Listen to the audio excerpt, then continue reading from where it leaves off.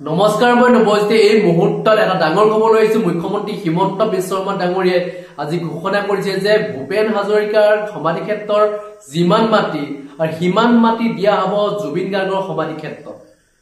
এইটো এটা ডাঙৰ মন্তব্য প্ৰকাশ কৰিছে আৰু লগতে কৈছে যে হুৱে বাবে কাৰ মাটি আছে আমি হেখিনি নাচাও বুলি কৈছে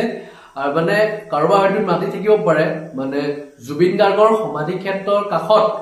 কাৰ মাটি আছে তেওঁ হয়তো নেচায় মানে যিমানখিনি মাটিৰ প্ৰয়োজন হয় জুবিন গাৰ্গৰ সমাধি ক্ষেত্ৰ নিৰ্মাণ কৰিবৰ কাৰণে যিমানখিনি মাটিৰ প্ৰয়োজন হয় সেই মাটি দিয়া হ'ব বুলি কৈছে আৰু লগতে আৰু এটা ডাঙৰ ঘোষণা কৰিছে যে যিসকল মিয়া মুছলমান আছে যিসকল কি অবৈধ মুছলমান আছে অসমত সেইসকল মুছলমানে কিন্তু মুখ্যমন্ত্ৰী হিমন্ত বিশ্ব শৰ্মা ডাঙৰীয়া মুখ্যমন্ত্ৰী হৈ থকালৈকে তেওঁলোকে শান্তি নাপাব বুলি কৈছে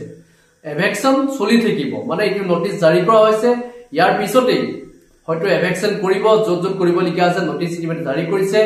তেওঁলোকে জুবিন গাৰ্গৰ সমাধি ক্ষেত্ৰত আহি যদি হেয়াও লয় তেতিয়া তেওঁলোকৰ কামত নাহিব বুলি মুখ্যমন্ত্ৰী হিমন্ত বিশ্ব শৰ্মা ডাঙৰীয়াই এই ডাঙৰ মন্তব্য প্ৰকাশ কৰিছে কি বুলি কৈছে সেই মন্তব্যটো আপোনালোক শুনিবলৈ বিচাৰিছো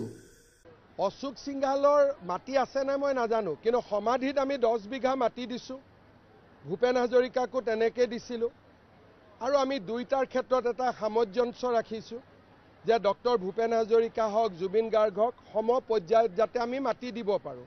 আৰু সিমানে মাটি আমি দিছোঁ কিন্তু মাটিৰ সোঁফালে কোন আছে বাওঁফালে কোন আছে এইটো মুখ্যমন্ত্ৰীয়ে কিয় চাব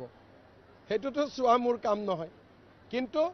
ভূপেন হাজৰিকাৰ সমাধি জুবিন গাৰ্গৰ সমাধি আমি সমান মাটি দিম যদি কম বেছিও আছে আমি মিলাই দিম চলি আছে আজিওতো বিহালীততো নটিচৰ কাম চলি আছে গতিকে মিয়াৰ শান্তি নাই অবৈধ মিয়াৰ শান্তি নাই যেতিয়ালৈকে মই মুখ্যমন্ত্ৰী হৈ আছো সমাধিত গৈ সেৱা কৰিলেও শান্তি নাই গতিকে যেতিয়ালৈকে মই মুখ্যমন্ত্ৰী হৈ আছো অবৈধ মিয়া টেনচনত থাকিবই লাগিব মই নাথাকিলে বেলেগ কথা